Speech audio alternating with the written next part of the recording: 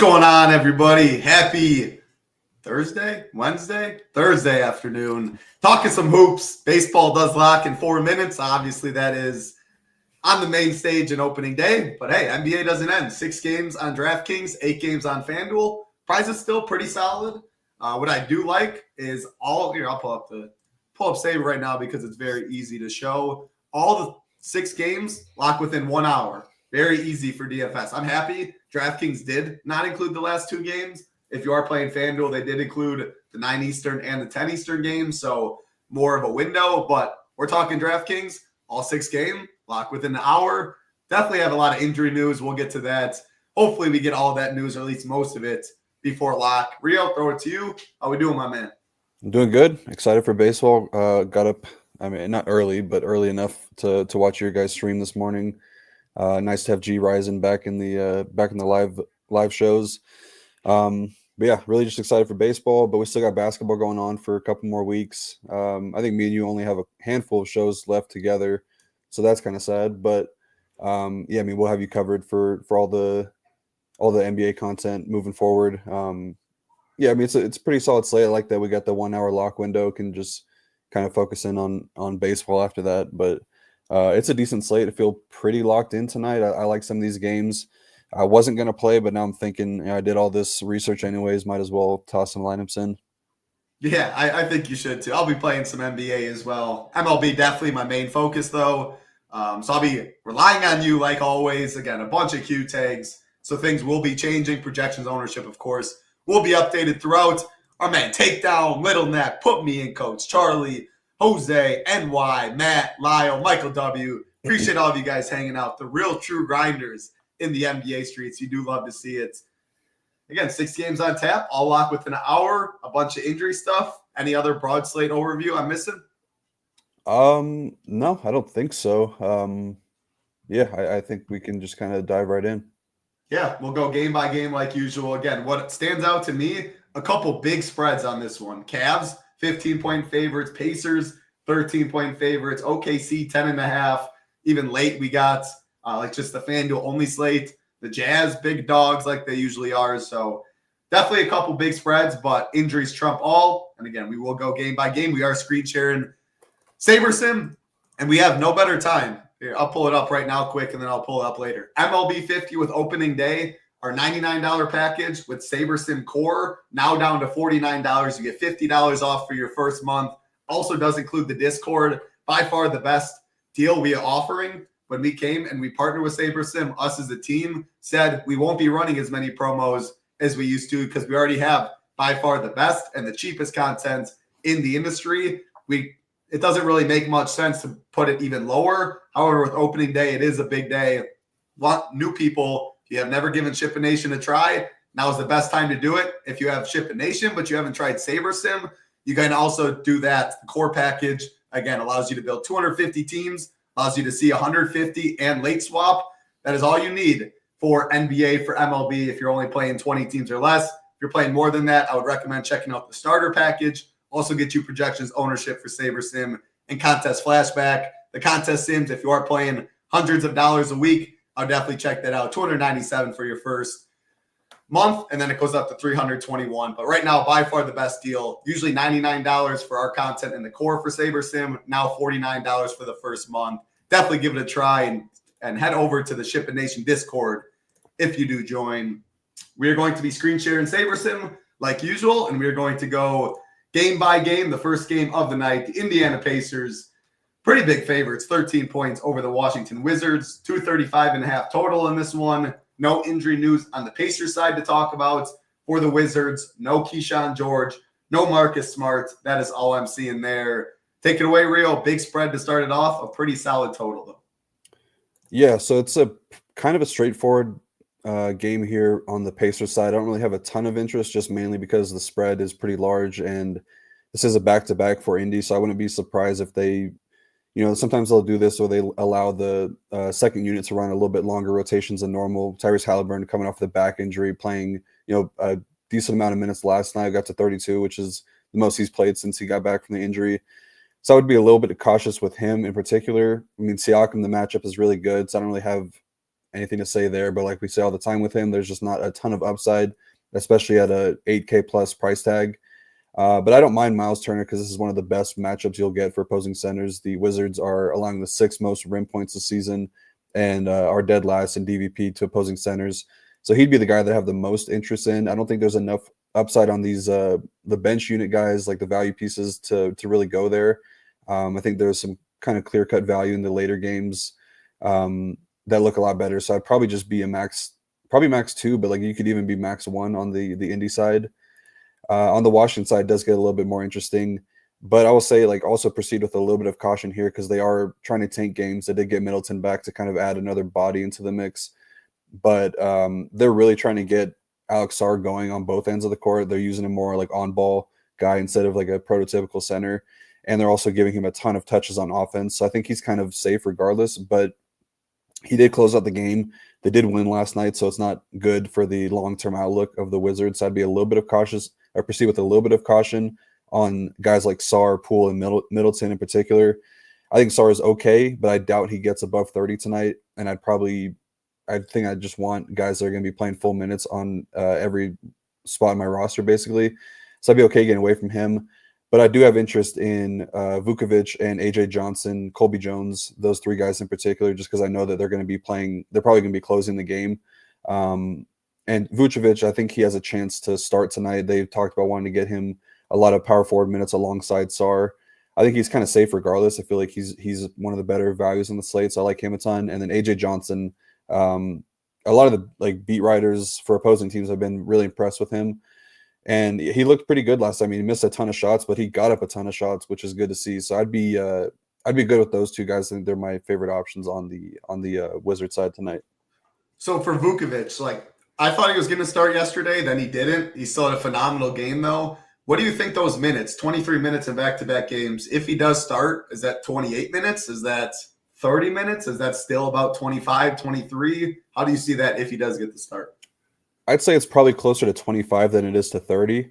Okay. But I would say like 28 is probably like 27, 28 feels like a pretty safe number for him if he is starting. The thing with him that he's just been really good when he's given the minutes. Like he shot 0 for 5. Usage is great. Yeah, he shot 0 for 5 last night from deep and still put up 33. So he's just a good per minute producer.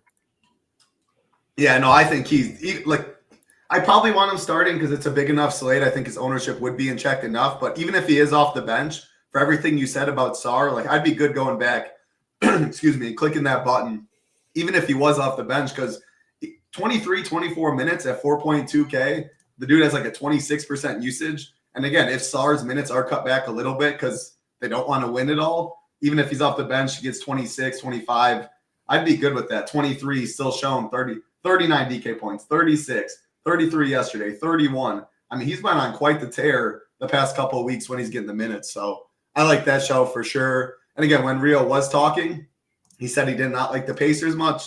He wouldn't play any more than 2. So I went right here into team stacks, and I just unclicked the Pacers for 3, 4, 5, etc. because Rio doesn't want more than 2 that way. So that is how you limit how much exposure you'll have to a certain team. Definitely some better games to talk about, though, as the slate goes on. This next one, another big boy spread. 15-point favorites are the Cleveland Cavaliers over the San Antonio Spurs. 236.5 total in this one. For the Cleveland side, Evan Mobley is out.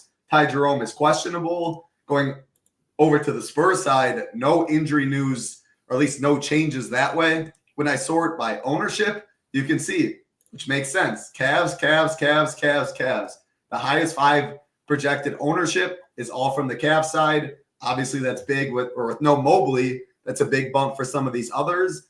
And man, Ty Jerome, that's an interesting Q tag. Does that give Garland or Mitchell a couple more minutes? It doesn't seem like it for me with the 15-point spread. It feels like more like the Sam Merrills and stuff of the world. And I'm not really sure we're going to be getting to these guys anyway. So does the Ty Jerome Q tag mean anything? Obviously, without Mobley, though, some interest in these Cavs I'd expect.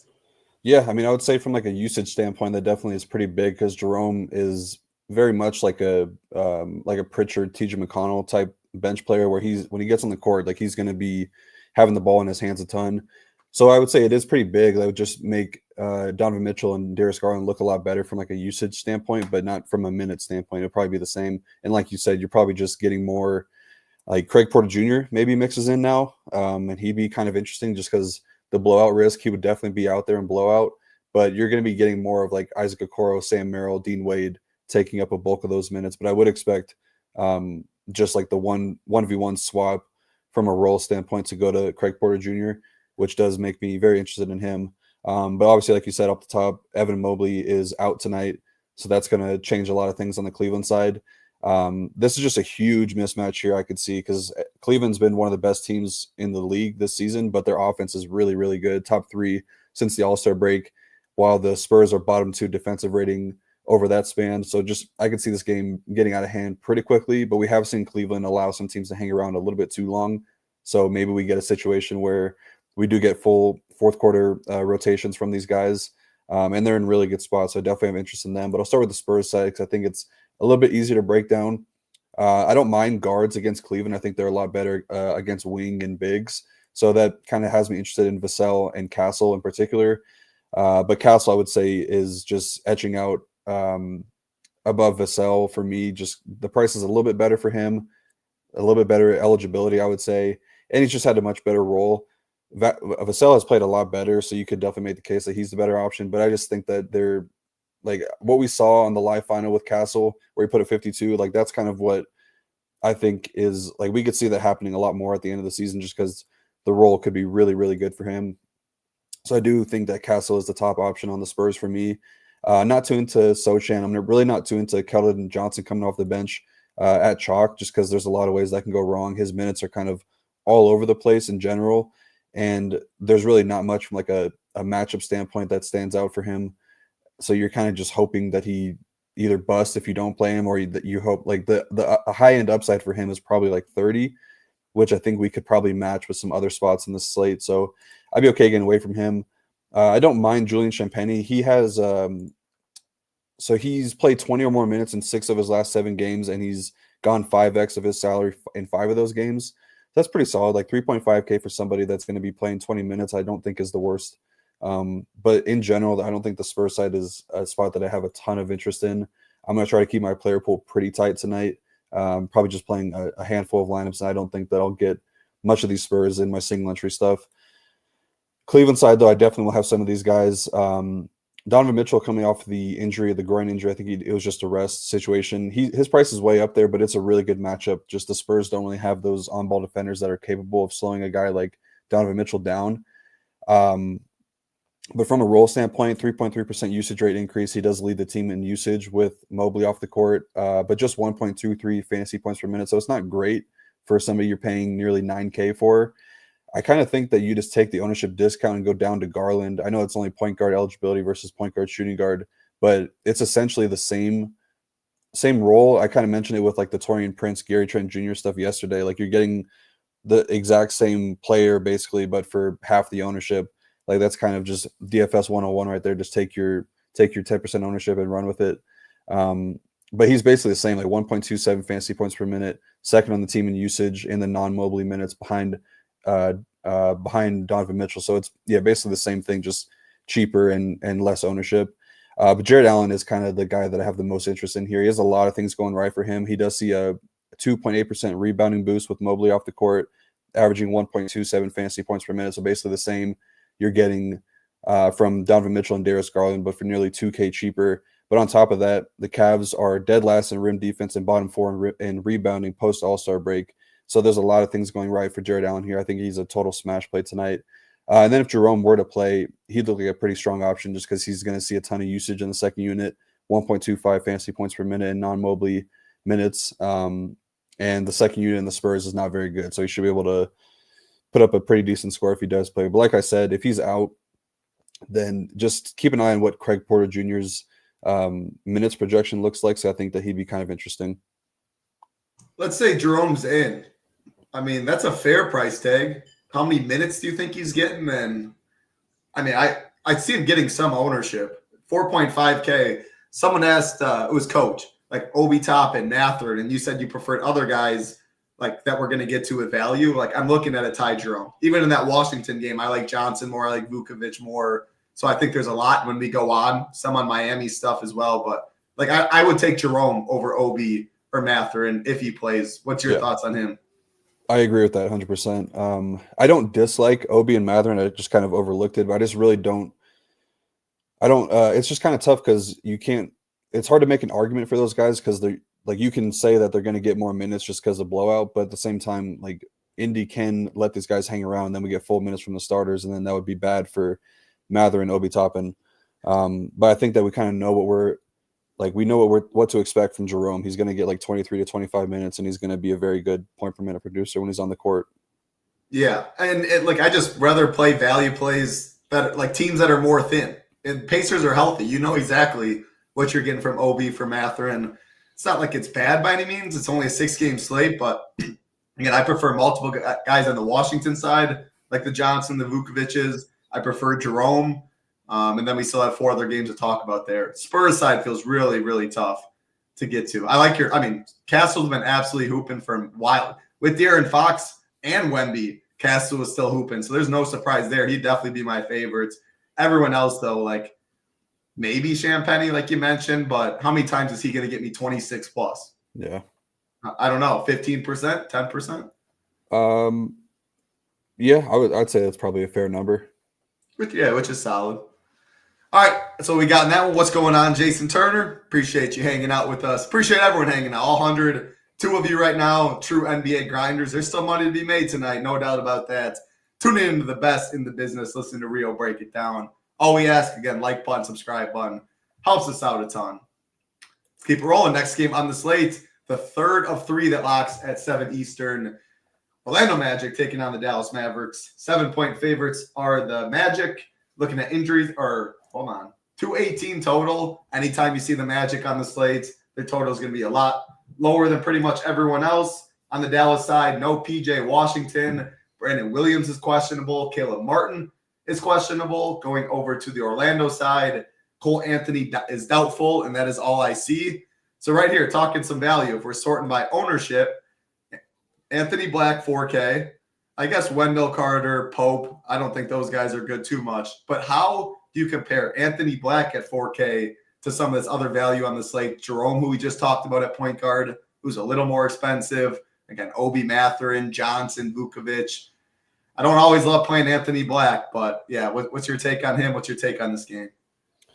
So just kind of starting off like from a game environment standpoint. So Anthony Davis going to be back tonight to help out with their interior defense, and we'll make it a tougher matchup for Orlando because we talk about it all season long. This is the team that just doesn't take a lot of threes. So anytime that they have like a little mismatch down low, they're not going to be able to put up a lot of points. But I will say they've been playing a lot better on offense as of late, coming off of 3 straight wins, 122.5 offensive rating over those last 3 games, which is really good for them. So yeah, I do have some interest in Orlando, but I have a little bit of worry on some of these guys, and I'll explain why in a second. But just to go through the Dallas stuff, I think you just make it easy yourself. Like this feels like a pretty full X out spot. I don't know. Like even if Brandon Williams is out, they still have enough bodies. They did lose Kessler Edwards for the season. Just the 2-way deal, his is up, but you're getting Anthony Davis back, normally a high usage guy. He's a little bit way too expensive, I would say, if he's only going to be playing 27, 28 minutes in this matchup in particular.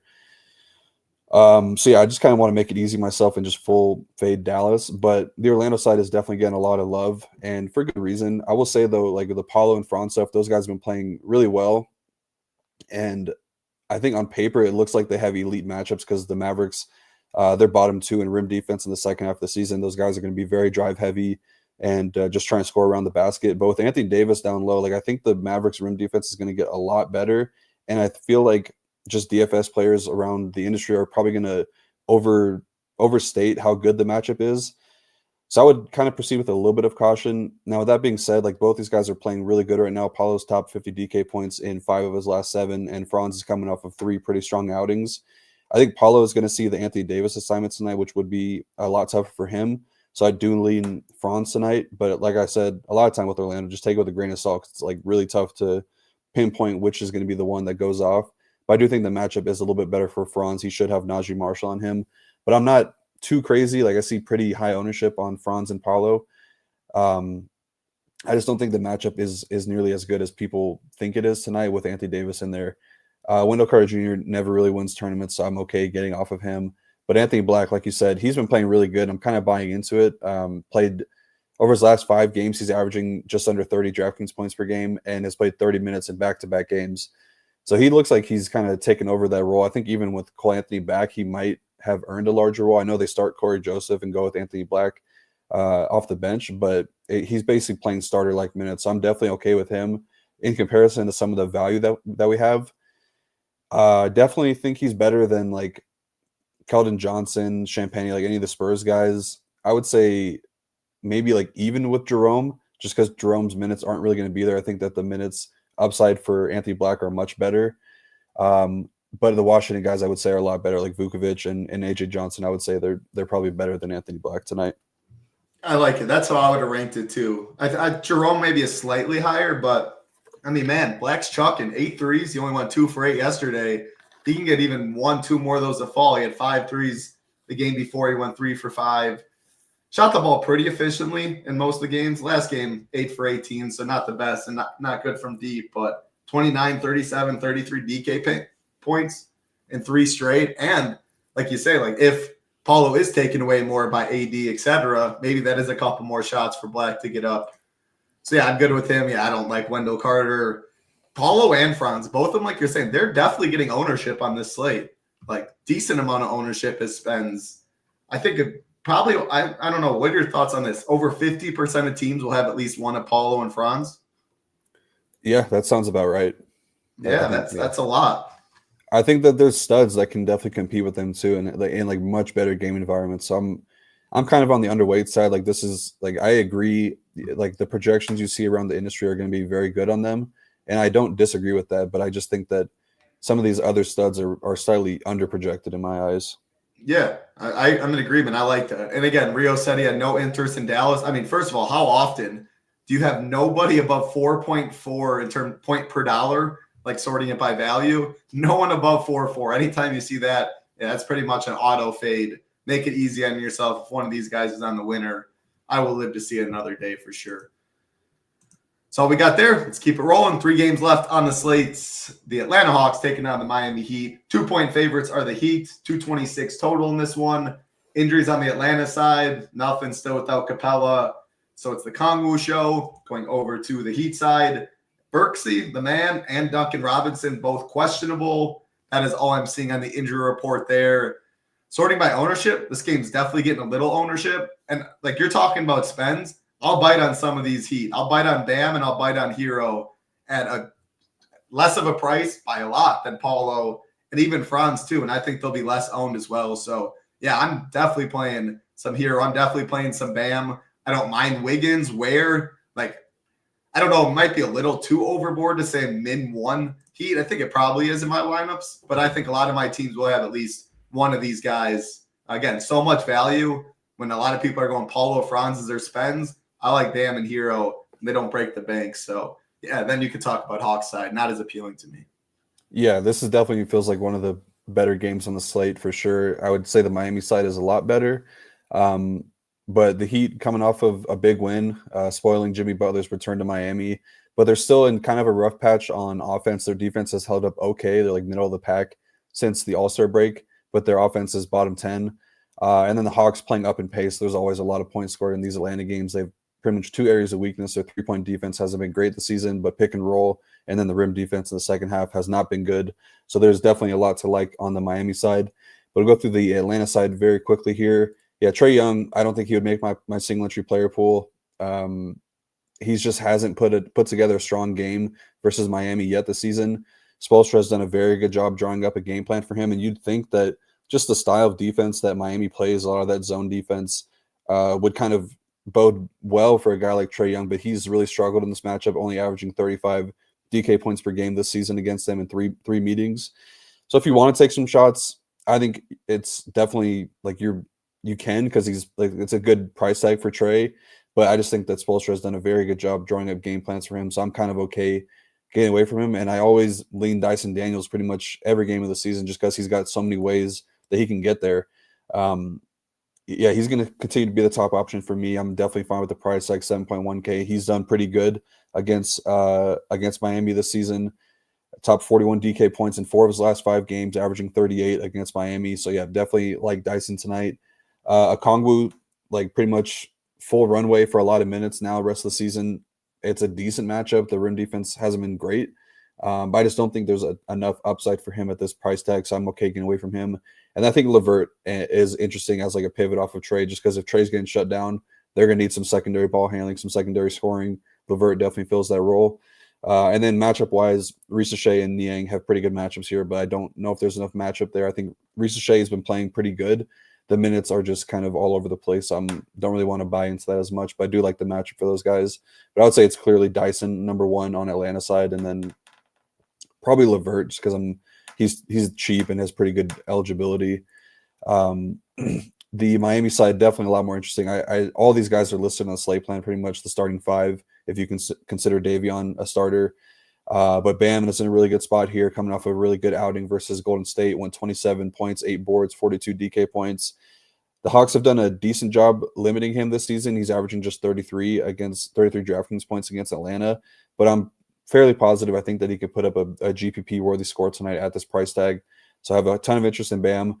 I think Hero might be one of the better plays in the slate, though. I really like him at 8.2K. I mention it all the time. I'll say it again. I'm sure that everybody's tired of hearing it. I love Dyson Daniels as a defender. I think should definitely be in the consideration for Defensive Player of the Year. But Atlanta just puts a lot on his plate defensively, and that's why their pick-and-roll defense has been so bad this season, just because they're going to leave him on an island and make him defend by himself. So the numbers kind of back that up. Heroes had 54 and 50 against Atlanta this season. Had one bad outing, put up 25 DK points against them, but otherwise has been lights out against them. Talked about his like shot profile, trying to kind of get that back on track in the rest of the season. But yeah, I think Hero is probably one of my favorite plays on the slate tonight. And then Wiggins and Ware, I think both those guys are good. Wiggins is a guy that you want to play against like up-tempo teams, kind of like a Jaylen Brown, get him out in transition against weak rim defenses. That's what we have here. Price tag is getting up there a little bit for him. I like him more in the low 6Ks, but he can put up a score that's usable. I don't know if he's really going to be like getting like 50 at this price tag. But he'd be okay, I think. I don't really have a ton to say there. I think he's just fine. But Ware I do like at 5.6K. I think his minutes should be good. Just the Atlanta runs a lot of those double big lineups. They start with Mo Gay, then Niang will mix in. I think that he could keep up with both those guys. They'll probably put Bam on somebody else, and then Ware could stick with Okongwu. So I think that he's kind of safe from a minutes perspective. And he's shown pretty solid minutes ceiling. Had 36 against Memphis 6 games ago. Had 35 a couple games ago. He's put up 33 and 30 against the Hawks this season, so pretty solid numbers for him at 5.6K. Definitely would be playing Ware over Wendell Carter Jr. every day of the week. And then lastly, I'll mention Davion. I think his on-ball defense is going to be very important tonight. He's only 4K. He's done really good. Played 37 minutes against the Hawks the last time these teams met up, put up 34 DraftKings points in that game. And he's going to have Trey defending him on the other side too, so a really good matchup for him. So yeah, I think Davion is a really solid value option. What is the Burks and Duncan Robinson Q tags? If they're both out, if one of them are out, does it do anything? Like, does it help Mitchell? Does it help Wiggins? I don't think it's really gonna you're not gonna get to Kyle Anderson or Haywood Highsmith because they're both out or something. Maybe you would, but does it do anything to those like starting 5 who you already have interest in? Would you have more interest in them? I think Burks he's been starting a little bit lately, so that would probably. I think Davion's been coming off the bench. I feel like it's a pretty clear swap. Like they'll just go Davion in the starting lineup over Burks. So that would make him a lot better, I'd say. But the Duncan stuff, like maybe that just a little bit more minutes for Jaquez. I don't really know if Eric Spoelstra wants to play him much after he banged his ex-wife. But I don't know. There's a rumor that he was banging Spoelstra's ex-wife. But yeah, that's probably it. Like I think that if Burks is out, it's Davion. If Duncan's out, it's probably Jaquez. That's him showing up in the locker room, bro. No, Spoelstra, that's so. Dude is never going to see the court. Oh, my gosh. Yeah, I mean, the Heat, like if I was building 10 or less teams, I'd probably have at least one Heat in every lineup, maybe even 20 teams. It just feels hard not to see. I mean, you listed the whole starting five. Like you like Hero, Wiggins, Bam, Ware, and Mitchell. They're all at different price tags. Even Hero and Bam. Would you be fine with Hero and Bam together on a slate like this? Yeah, I think so. So something I was kind of like wrestling with. I've been kind of thinking about it all season long, but like whenever you have like a good game environment, your mindset always goes like, I got to play somebody on the other side. Like if I have Bam, like why wouldn't I just go down to Kongwu and get a piece on the other side? Sometimes it doesn't have to be that complicated. Like just play the guy in the game environment. Like I think Bam is a clearly better option than a Kongwu for whatever 900 more. Like, it doesn't make sense really to go down just to get exposure to the other side. Like yes, I think it's totally fine doing that. Yeah, I like that. I wouldn't make the rule either. Heat are very, very strong on this slate. We got 2 games left. Again, we are screenshot for anyone joined late. We appreciate you hanging out with us. Like button, subscribe button. Always helps us out a ton, but got to show the best deal that we've offered in, I think, forever. $49, usually $99, all of our content, plus the core package in SaberSim. You get $50 off using the promo code MLB50 for your first month. Definitely get in the Discord if you do join. That is included in the package. I saw multiple people take advantage of it earlier. MLB season kicking off. It's a long, long season. So many slates. So excited for that. NBA, we still got a lot of NBA left. Some 2 weeks left in the regular season. Then we got playoff ball. NHL still going on. PGA, of course. MMA, NASCAR. So many sports going on. Even though there's not football, almost every other sport's going on. Prizes are huge. We have you covered for it all. Again, no better time to join using that promo code MLB50 for $50 off your first month. All right, 2 games left. Rio, next game on the slate. 8 p.m. Eastern, Los Angeles Lakers taking on the Chicago Bulls. Lakers 4-point favorites, 237 total in this one. Injuries on the Lakers side, no Rui. On the Chicago side, Giddey questionable, Vucevic questionable, Trey Jones out, Lonzo doubtful. So big news right away on the Chicago side. Giddey Q, Vucevic questionable. Do you have a lean on them? Because, man, this game's an hour after lock, and that is 2 very, very big guys. So do you have a lean or do you have no lean at all? I hope you have a lean because that'll kind of change a decent amount of stuff on the slate. The Herders of the world, Terry's of the world, Bazelis's. Like, this is where the value. You're talking about Obi and Mathurin. Like, I would like these Chicago guys. You already listed others we liked more. Definitely more than the Pacers stuff if I knew at least one of Giddey was out, or Giddey mainly, but if him and Vooch were out, man. So, yeah, what's your thoughts on that? So it sounded like Vooch is going to play. He went through shoot around, but it was like a contact workout after shoot around, so it wasn't like with the team. I'm trying to look real quick to see on the Giddey stuff. I feel like Giddey, like they said he was going to play, but just listed him questionable. I don't know though. I mean, he obviously returned from the ankle injury that held him out for like 2 or 3 games, so there's a chance that he misses. I kind of feel like he plays, but I don't really have too much of a lean on me. I'll like look for some stuff after we get off the show and put it in the Discord. But yeah, I mean this definitely huge news because then if you open up if Giddey's out, open up a ton of value on Trey Jones is out too, so they're gonna have to move a lot of things around. Like it might even be Javon Carter, THT might get into the mix. Kevin Huerter would definitely look a lot better. Kobe White's gonna have a ton of usage going his way. Do expect Vooch to play, but like if he's out, Zach Collins is 3.5K, so definitely it's definitely worth having some swaps ready. The only issue is, like you said, it's an hour after lock, so it's gonna be tough to do that. Like I don't even know what off the top of my head what you can do because the OKC Memphis game is kind of a gross one. I just hope we get the news. I don't know. Yeah, it's really tough because I have a lot of interest in this game. I just don't know if there's going to be enough salary to move around. So we'll have to see.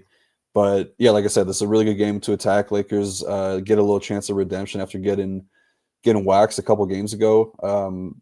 LA is coming off the buzzer beater win against the Pacers last night, but their defense has still not been very good. The Bulls are winners of 4 straight, putting up crazy offensive numbers, and it's been the rim and transition defense has really been slipping for the Lakers, which is right up the Chicago Bulls alley. That's what they want to do, get out and running, get at the rim. They do take a lot of threes as well, but transition scoring is kind of where they make their bread and butter. Lakers side is very easy. It's just Luka and LeBron. I think both these guys are in a great spot and probably the starting point for me in single entries. Luka's kind of been running away with the usage since LeBron's return, and kind of since like Luka's been getting more integrated into the offense. That could definitely flip in an instance, but I think the matchup is still pretty damn good for both these guys. But I will say that Luka has shown the better minutes and floor ceiling upside that we kind of would want. So I think that I'm probably going to take him a stand on Luka between the two guys, but I'll have exposure to both because LeBron, like, he's fully healthy. Had an awful shooting night last night, almost broke the streak of 10+ points in a game. I don't think he made like a field goal until like the third quarter or something like that. It was like all free throws, but still, I mean, it was a decent fantasy game with all that. With all that said, it only took 12 attempts, so they could have just been deferring because the shot wasn't falling. But like, it's just a great matchup for these guys. So I definitely am starting with one of these two guys, but I do lean Luka, and then it's pretty much a full X out for the rest of them. I don't know if there's enough upside on like Reeves or Hayes. Maybe Hayes. I mean, it's a good matchup. We do like centers against the Bulls. And Rui is out, so that I think that'd probably mean that his minutes are a little bit safer. But I still don't think there's probably enough upside there. Bulls side, I definitely am interested in. Giddey, I think, is a great option if he's in. 9.5K, price is way up there, but it's definitely deserved. He's averaging 48.6 DK points per game over his last 17 games. That's post All-Star break. Put up 73 against the Lakers just 2 games ago. And I think it kind of makes sense, like a little correlated stud, LeBron, Luka plus Giddey stack. I think that sounds like a pretty solid option tonight.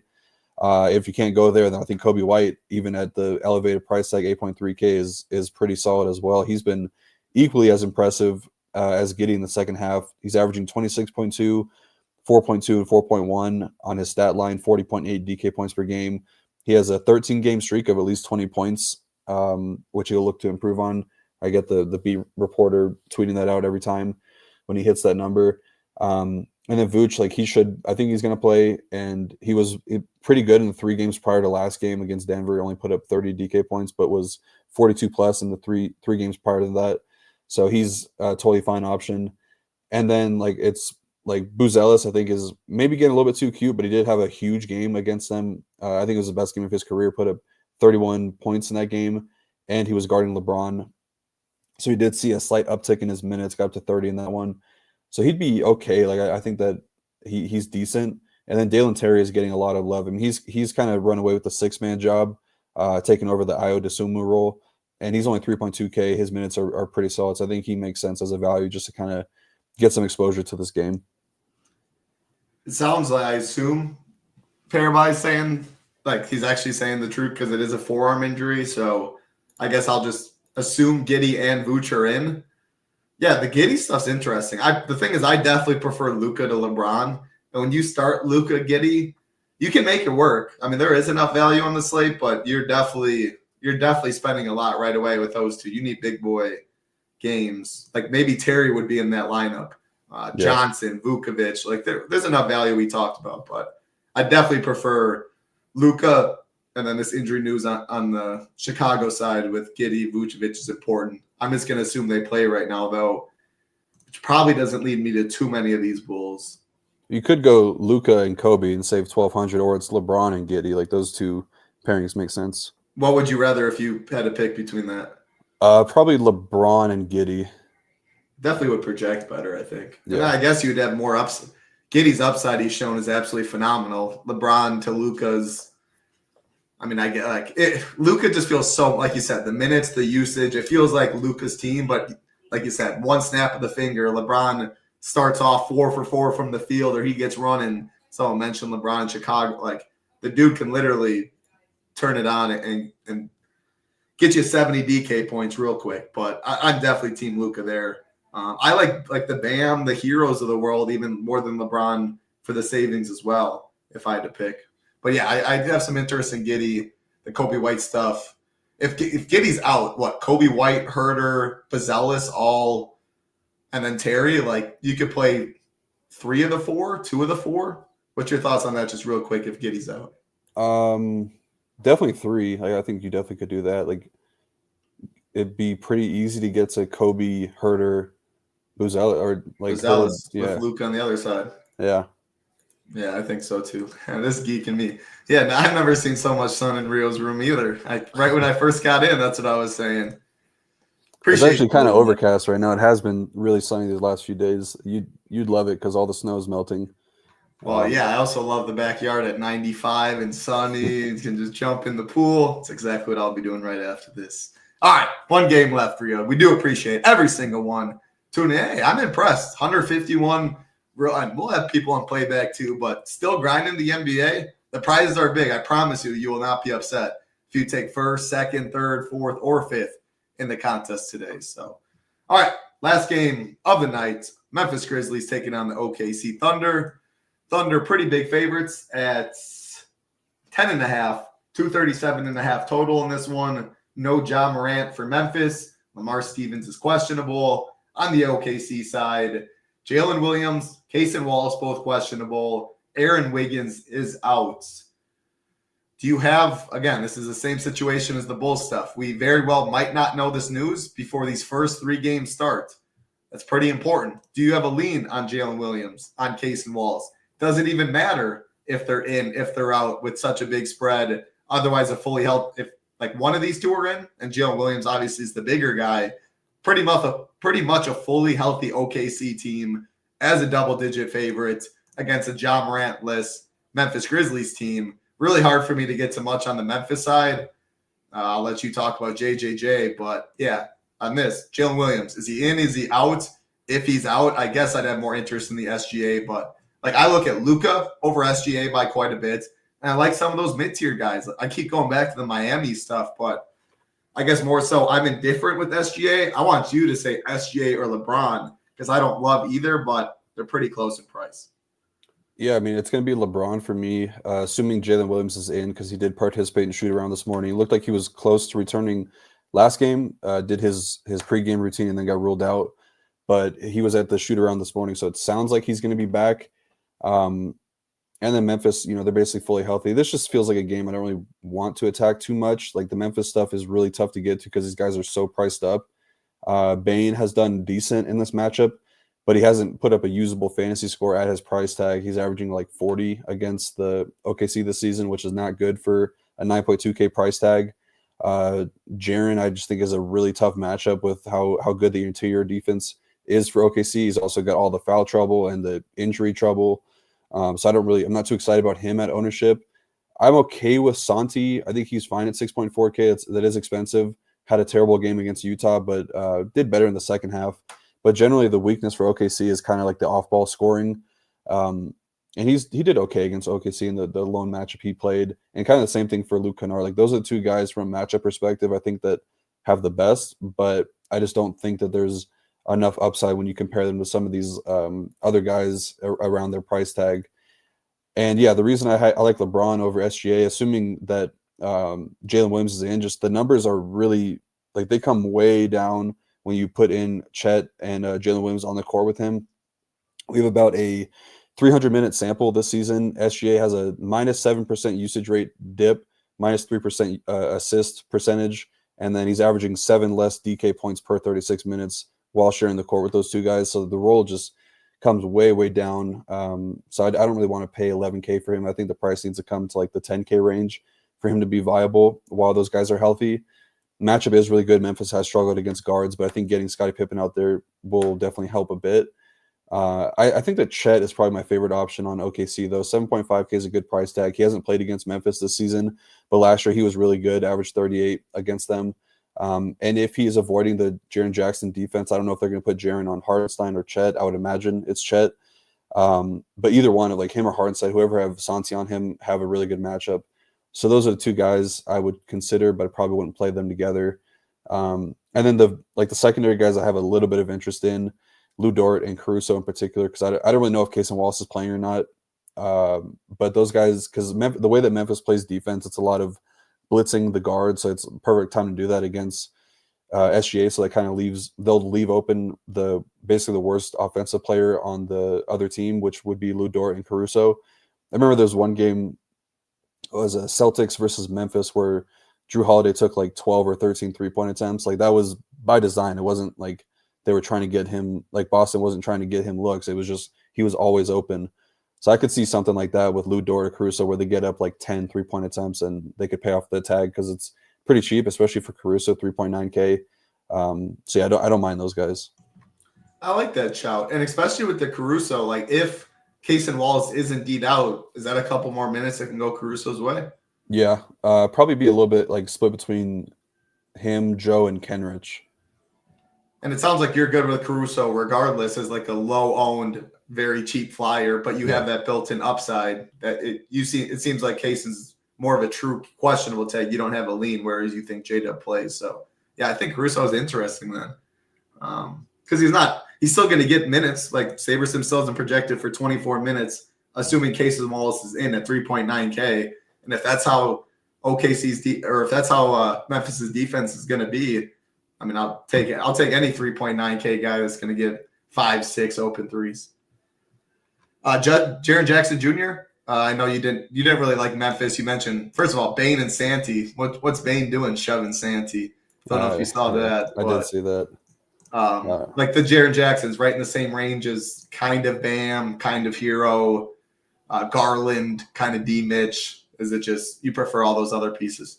Yeah, I can't play Jaren over Bam. Like there's no way. I agree with you. It's all 6 games, Rio. Again, all of them do lock within the hour. I know MLB has the full force. It's opening day, so everyone's looking at that. I've been checking my lineups a little bit too. I hope you played. If you played on FanDuel, I hope you have the Baltimore Orioles. They are definitely making some noise. Other than that, looks like kind of a pitching. I mean, the pitchers are going off. Skeens, Wheeler, Kikuchi, looking like a pitching slate. Kind of like we expected, though. But to wrap up hoops, any final thoughts in these 6 games? No, yeah, appreciate everybody tuning in. Obviously, viewership a little bit down, but hard to compete with opening day baseball. So we appreciate everybody coming out here and tuning in. And yeah, hopefully we can keep it going. So people had a good night last night, so let's keep it going tonight. Absolutely. So we will, for the schedule moving forward, we will have NBA and MLB shows Monday through Friday. Almost every day we'll have both. If it's like an early baseball slate, like if it doesn't fit one, we will only have one. You'll be able to see that. You can always see right here shows. You can see all 4 shows that we have. If you're subscribed to YouTube, you can see what we have on the agenda for the day. But moving forward, NBA shows will be first at 3 Eastern. So it's going to move up an hour. And then MLB will be after at 4 Eastern. Again, that is most days. Some days, it might be 45 minutes later, an hour later. If someone needs it, again, you'll be able to see every single day shows, the times on SHIPIT Nation or on YouTube. But in general, it's going to be 3 Eastern for NBA, Monday through Friday, 4 Eastern for MLB, Monday through Friday. And then there'll be a quick hit. Of course, slate plans will still be up there for NBA, Monday through Sunday every single day. Quick hit will be for MLB on Sunday. So that's the schedule we're looking at with MLB and NBA wrapping up. April 13th, the NBA does end. But again, no better time. Head over. PGA is going on. NBA is going on. MLB is going on. MMA is going on. NHL is going on. And NASCAR is going on. And heck, if you have a monthly package, if you're in the Discord, our man Smarty, Pickens, multiple people dropping their college basketball thoughts. It's Thursday. It's Sweet 16 time. You know that'll be on my screen. Very excited for that as well. So even though we don't offer it, it's not paid. We have a portion in the Discord. Definitely go check out. Awesome stuff, Rio. Appreciate your grind. Good luck in the MLB streets. Good luck in the NBA streets. We will be back. 2 shows tonight. Me and Big Marley talking some MMA, and then GS Luke talking some PGA showdown. So make sure to check that out. We're going to get on out of here, though. Appreciate everyone hanging out. For Rio, I'm Titletown. Good luck. Peace.